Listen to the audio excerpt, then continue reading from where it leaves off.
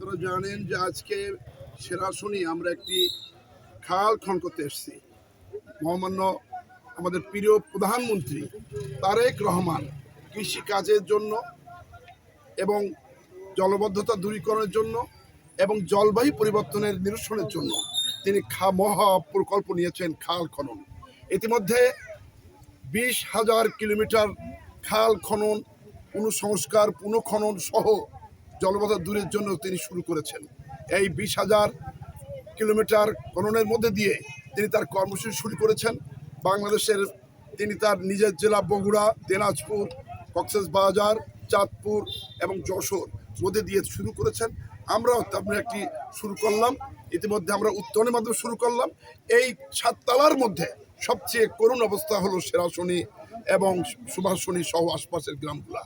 এই জলবদ্ধতা দূরীকরণের জন্য আজকের থেকে আমরা একটি সাইড কাটছি, যেটা চরভদ্রা নদীর দিয়ে পার হবে এই পানি, এবং সেটা কেশবপুরের প্রয়োজন আমাদের সাথে সাথে ভাই কেশবপুর, মনিরামপুর এবং ডুমুরিয়ার জলবদ্ধতা সৃষ্টি হয়েছে। আরেকটি অংশ আমি আজকে আমাদের নির্বাহী কর্মকর্তা অবদা তিনি এসেছেন। আমাদের গোপালপুরের পরে চর থাকার কারণে কারণে কি বলে পানি পলি জমে গেটটা বন্ধ হয়েছে। তিনি বলেছেন এর মধ্যেই, এই বর্ষার মধ্যেই প্রায় 4 ফিট করে তিনি ওই এলাকা পরিষ্কার করবেন। আমরা ওটাও শুরু করব আগামী অর্থ বছরে। আগামী অর্থ বছরে তালার মধ্যে টপ প্রায়োরিটি থাকবে সাতক্ষীরার মধ্যে। এই আমরা গোপালপুর থেকে সেরাশুনি পর্যন্ত এবং সুভাষণী হয়ে এই খালটাকে সর্বোচ্চ বরাদ্দ দিয়ে আমরা শেষ করব। তাই আপনাদের সকলের সহযোগিতা কামনা করছি। কাল কর্ম চলছে, উন্নয়ন হবে। সাথে সাথে আরেকটি কথা না বললে নয়, 25 কোটি বৃক্ষরোপণ যেটা মাননীয় প্রধানমন্ত্রী ঘোষণা করেছেন, সেই কর্মসূচিটা আপনারা সবাই পালন করবেন। আমরাও শুরু করেছি। আমরা সাতক্ষীরায় অন্তপক্ষে 50 লাখ আগামী 5 বছর যাতে গাছ রোপণ করতে পারি, তার কর্মসূচি বাস্তবায়নে আমরা অঙ্গীকারবদ্ধ। আবার বলছি, মাননীয় প্রধানমন্ত্রী আপ্রাণ চেষ্টা করছে দেশের জন্য।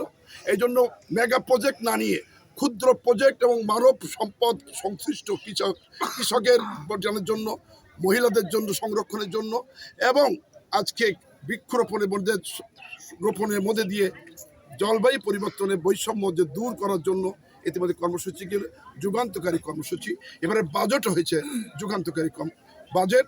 আমরা মনে করি তার মধ্য দিয়ে মেগা প্রজেক্ট না নিয়ে গ্রামের মানুষের প্রজেক্ট নিয়ে তিনি যেন কাজ করতে পারেন। আল্লাহকে তারা দোয়া করবেন। তারেক রহমানের তার কর্মসূচি বাস্তবায়নের মধ্যে দিয়ে শহীদ জিয়া হবেন, খালেদা জিয়া হবেন, তারেক রহমান। ধন্যবাদ। স্যার একটি প্রশ্ন স্যার, সেটা হচ্ছে যে আমার